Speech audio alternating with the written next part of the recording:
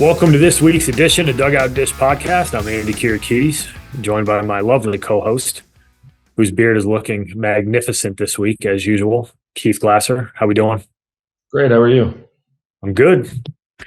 This week, we are slowly creeping up on the end of the quiet period. So we're going to talk about what this means. We're going to talk about what players should be focused on, try to add a little bit of context around what the contact period opens up, and we'll see where it takes us. Sure. So happy hunting. Yeah, happy hunting. Happy hunting, coaches. Happy hunting. So despite some tweets that were out there, we're going to rectify some false information that was spewed across the internet by somebody the other day. The quiet period ends February 29th. We're in a leap year. So March 1st is the first day of the year where coaches can leave campus to evaluate players, right? Quiet period is defined by no face-to-face contact off of the college campus. The only evaluation you can have is on your college campus, right? So that's why you see schools holding prospect camps and hitting clinics and catching clinics and pitching clinics. Division I schools are allowed to do that on their own campus during the quiet period. Once the quiet period ends, coaches are now able to leave their campus to go and evaluate guys, so they can go to events that different companies may be holding.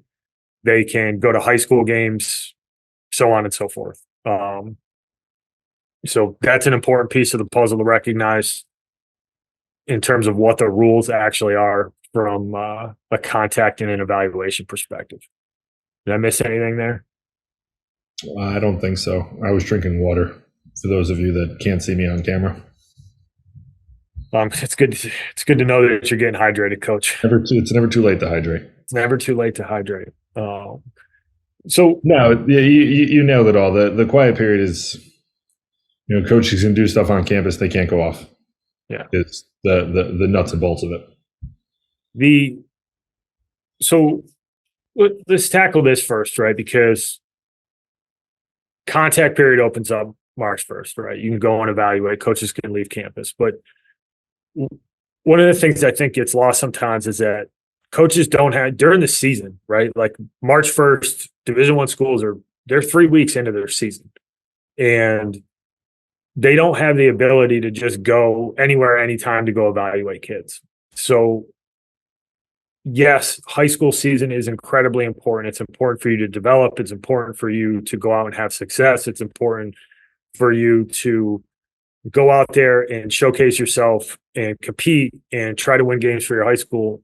But it's also important to understand that coaches don't have the ability to just go out 7 days a week and go evaluate kids like they do during the summer. And for most college coaches, Monday is going to be the day where you spend time going out and trying to see high school kids that are a priority for you.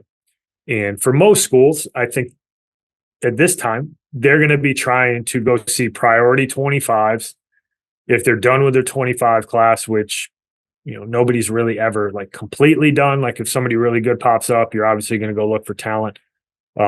Specifically from an arms perspective, but they're going to prioritize guys that they know that have been on their radar, or somebody that a coach has called and said, hey, this kid made a jump this offseason.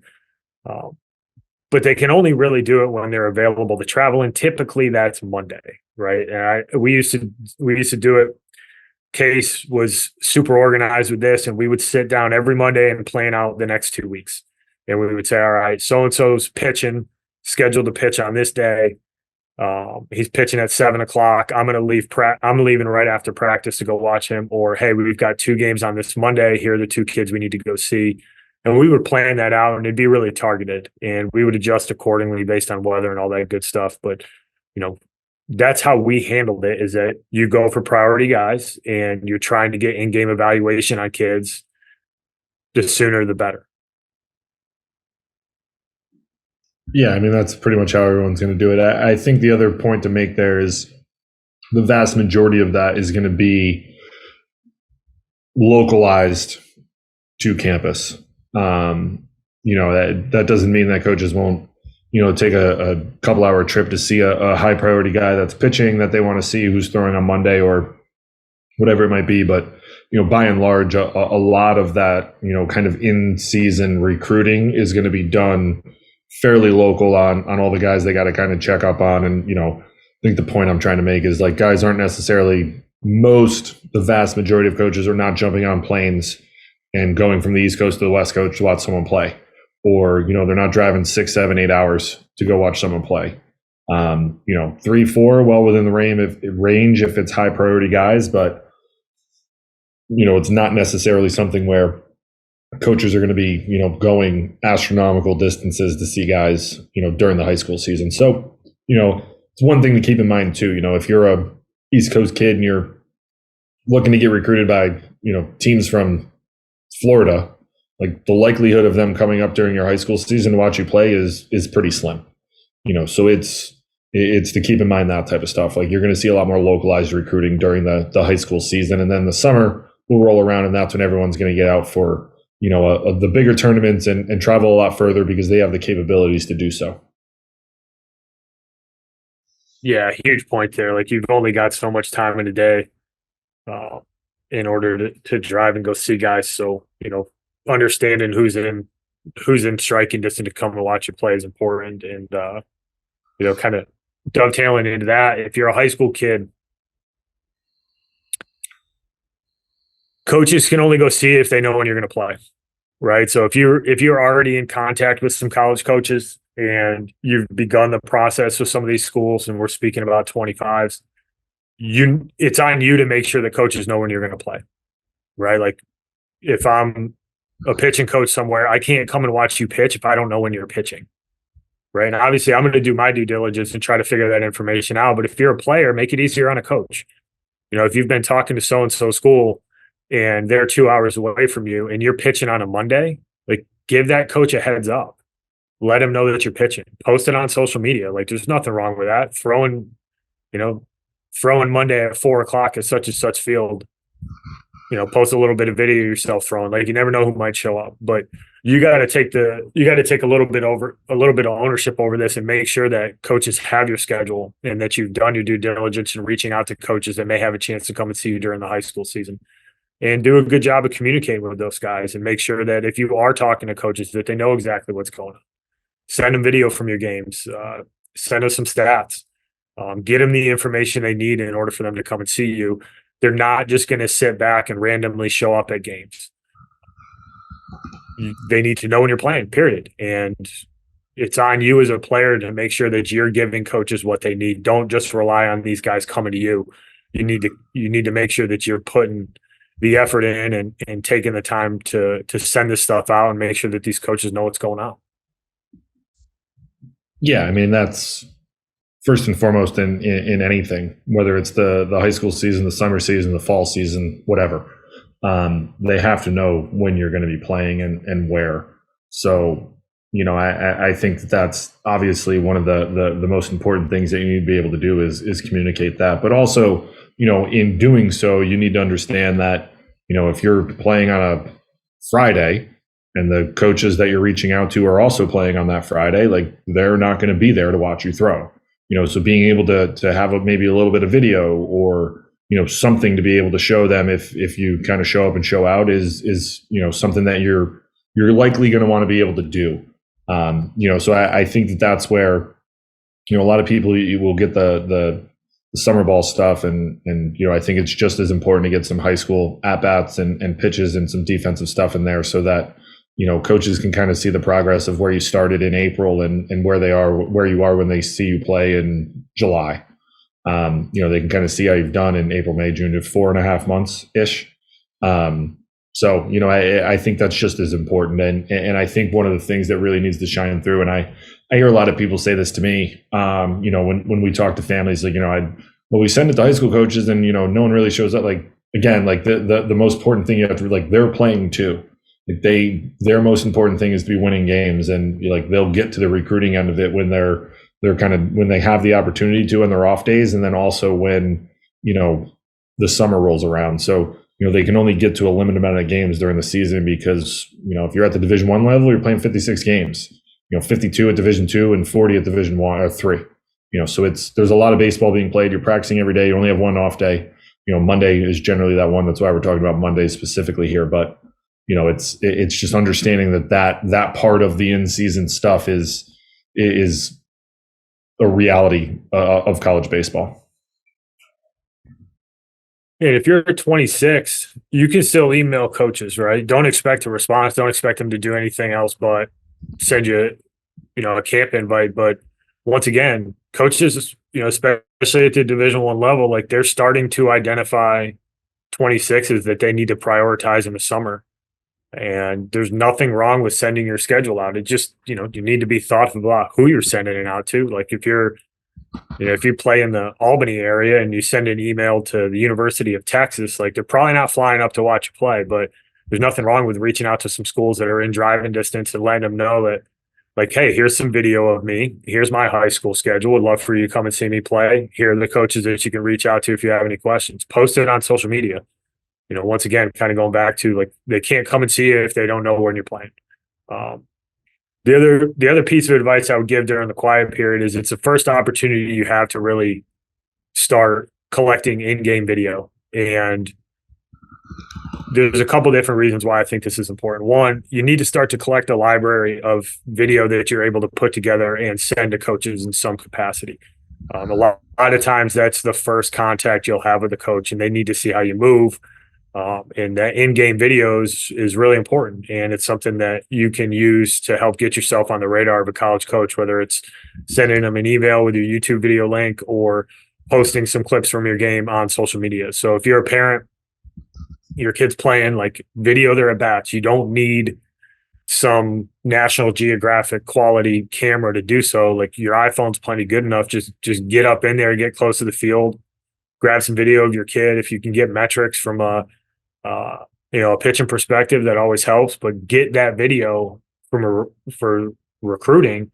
But the other part of it is I think it's really good for self-evaluation, and you can start to look at what you're doing as a player and continue to use that information to help develop, right? If you've got a bunch of video of you pitching, you can go back and watch yourself perform and go, okay, like here's the things that I did really well this game.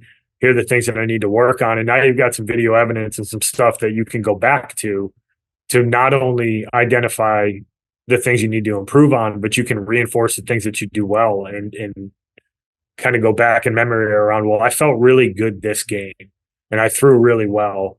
What do I need to do to repeat that type of a performance and continue to build on the success that you have in your high school season? So I think the video piece can be used for two pieces, and it's collecting it for recruiting purposes, but then also using it for development to send to some of your coaches. Like if you've got a pitching guy that you work with that you really trust, get your pitching video and send it to him. Good, bad, or ugly. Like let that guy help you. Same thing with your hitting coach. Get those offensive at bats and get a chance to ship them out to some people that can continue to help you get better. Yeah, and I think you hit on the other part of what you can do during the quiet period too, which is the development piece. The quiet period always coincides with the winter months, where there's not a whole lot of baseball being played. So, what are you doing in order to make sure that you're developing yourself? And, we've talked about this quite a bit on here. Like there's a lot of multiple sport athletes and kids who play hoops and kids who wrestle and volleyball and, track and field, whatever it might be. So you want to make sure that you're still doing something. And I think it's great, right? Like you can compete in other stuff and, you can really continue to keep that competitive fire going while you're still trying to train a little bit more from a baseball standpoint. But, taking a little bit more time, and especially depending on how old you are, like sinking a little bit of, investing in yourself. I as Charlie said on a couple podcasts ago, a couple months ago, I guess at this point, but kind of investing in yourself during that time so that, you can be the best version of yourself when you show up to try out for your high school team and put up good high school numbers, and then parlay that into a really good summer season where you can start to become recruitable. I think some of the times, a lot of times, and I think, families kind of get caught up in this, like, it's hoop season. And then all of a sudden baseball season's on you and you don't necessarily have a great first couple months, and then you're behind the eight ball. If baseball is something that you want to do, you want to at least make sure you're keeping up some sort of frequency of hitting and, and throwing and making sure that your arm's in shape and your body's in shape. And, hitting is one of the hardest things to do, arguably the hardest thing to do in sports.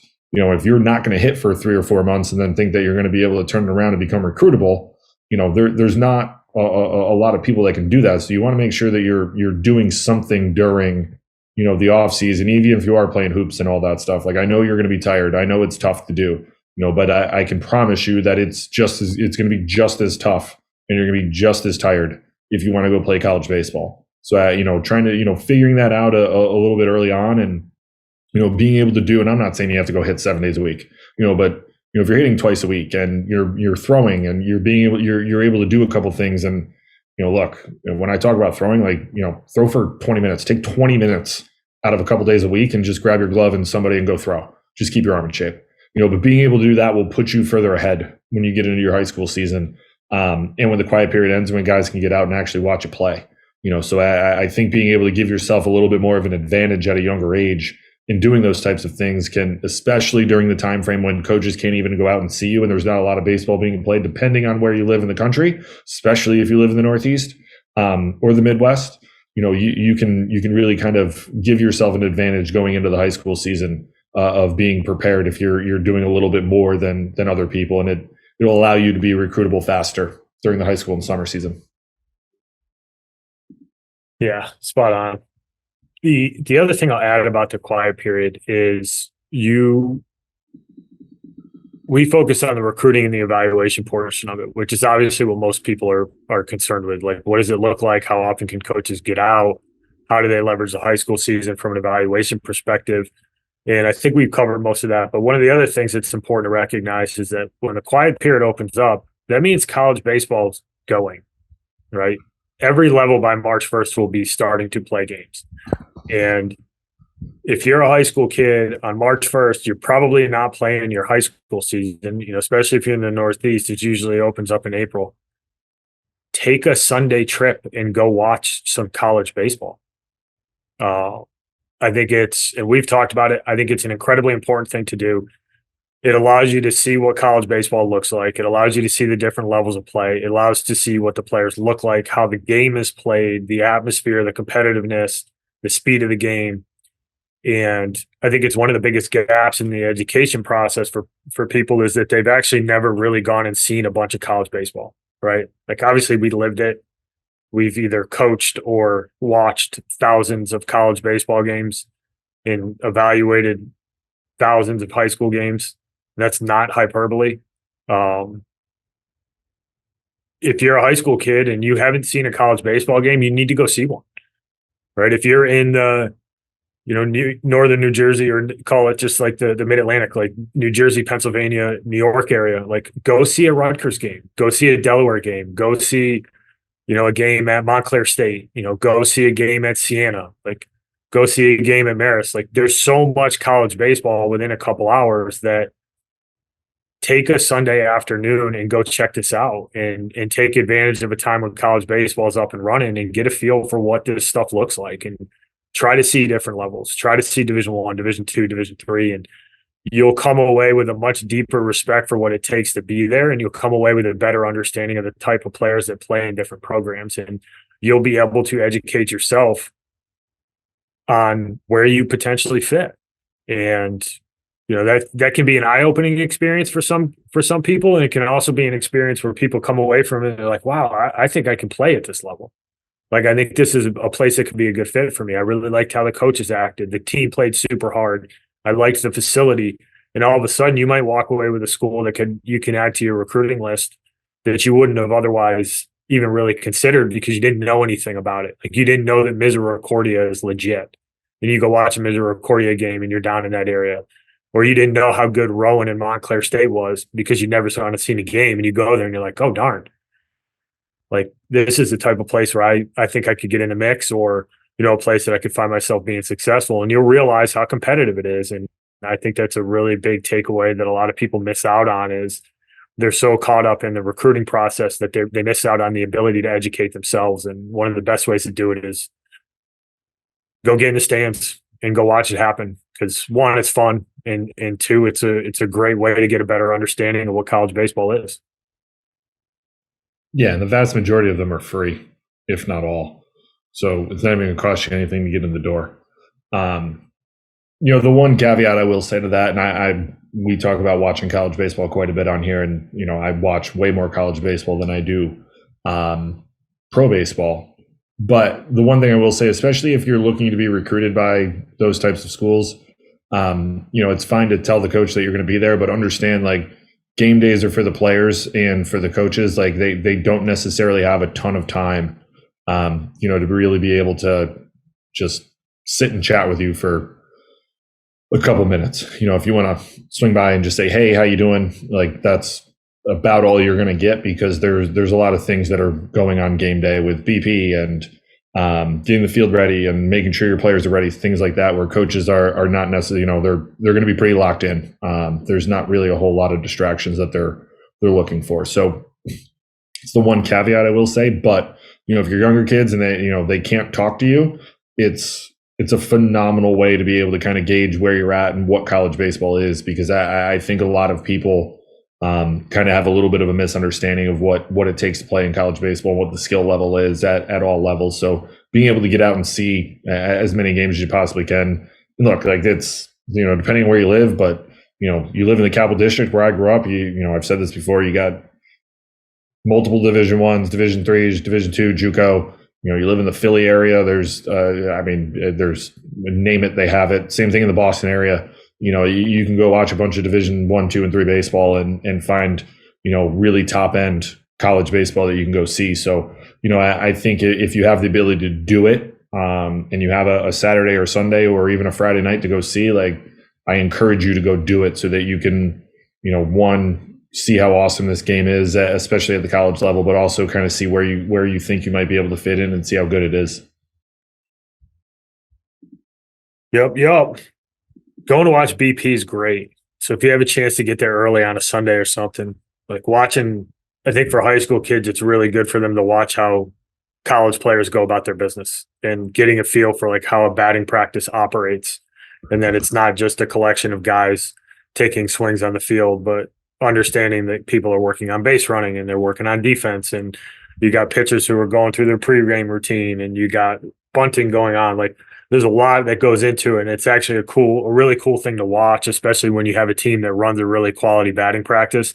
It's fun. I mean, maybe I'm a nerd about it. Yeah, I guess we probably are, but I think watching BP operate like a really good one, it's fun. And like you get to see that these guys are working on more than just trying to hit the ball out of the park. Like you'll see that there's structure to what they do.